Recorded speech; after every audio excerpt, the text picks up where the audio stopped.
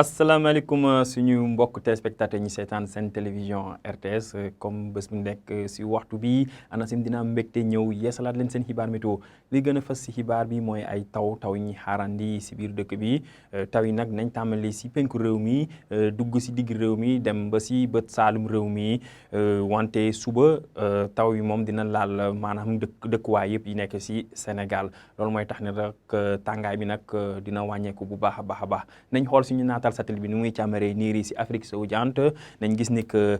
suba nañ am ay niir yu bëri yi nga xamante ne nañ wàlli si biir dëkk bi niir yi nag ay niir yi ànd ak taw ak dënn loolu mooy jox si wàllum prévision tey su guddi dem suba si ay taw ñi xaarandi si penk réew mi taw yooyu nag Mali lay jógee dugg si biir dëkk bi laal gox yu mel ni Bakel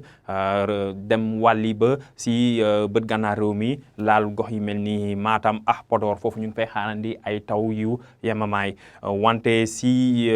digg réew mi dem ba si bët saalum réew mi foofu ñu ngi fay xaarandi ay taw yu xaw a fort tuuti taw yu ànda dënn suñu demee si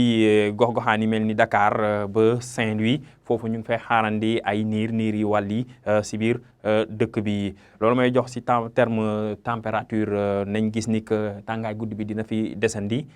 malgré taw yi tàngaay guddi bi dina fi desandi wante température yi si gox yu mel ni Mbour foofu xaw na wàññeeku tuuti nañ fay xaarandi fukki degré ak juróom ñeent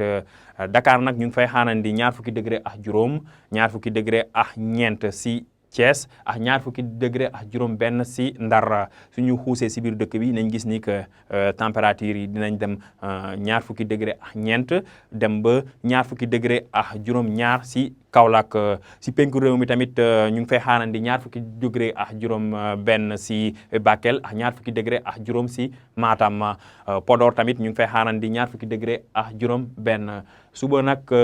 taw yi ñu doon xaar taw yi ñu doon yu jàll si guddi si nañ laal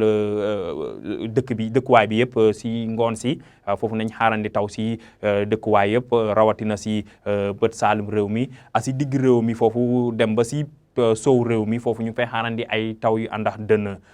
loolu mooy tax ni que tàngaay bi nag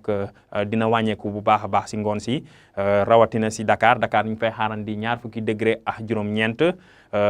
fanweer degré si Thiès fanweer degré ak ñett si Mbour suñu xuusee si biir dëkk bi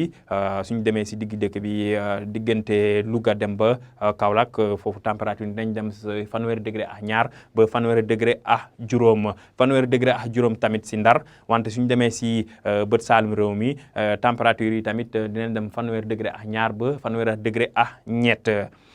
si penku réew mi foofu température dinañ xaw a yokku tuuti Bakel nañ fa am fanweeri degré ak juróom fanweeri degré ak juróom benn ñi xaarandi si Matam wante tàngaay bi fu ñu koy gën a nemmeeku mooy si gox-goxaan yi mel ni Podor foofu nañ fa xaarandi fanweeri degré ak juróom ñeent kon mbokk yi si tënk taw yi ñu ngi koy xaarandi si penku réew mi tey su guddi taw yooyu nag nañ wàlli dem si digg réew mi dem ba si bët saalum réew mi suba tamit taw yi nañ desandi si biir dëkk bi dinañ intéressé gox-goxaan yëpp dem ba si sow réew mi intéressé région de Dakar kon mbokk yi li la ñu amoon si xibaar ñu ngi leen di dox dig daje ba suba wasalaam